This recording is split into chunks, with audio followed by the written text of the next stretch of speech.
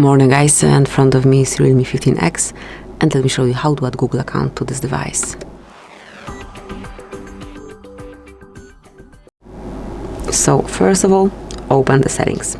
From main settings list, select users and accounts, and now click on Google. So no account is added. You can either add it from here, or you can mark add account here and select Google then.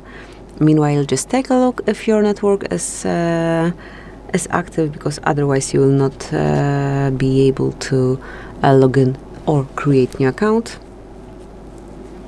And now let's provide email address or phone number connected with your account, and then mark next. Now it's time to provide the password.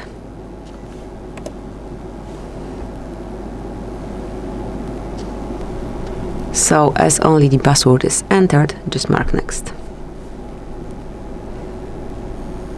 Now mark if this device belongs to you or to your kiddo. Select next.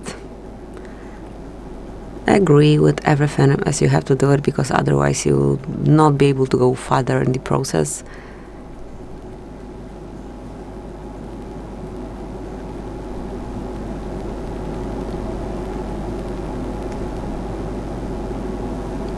Accept, and that's it.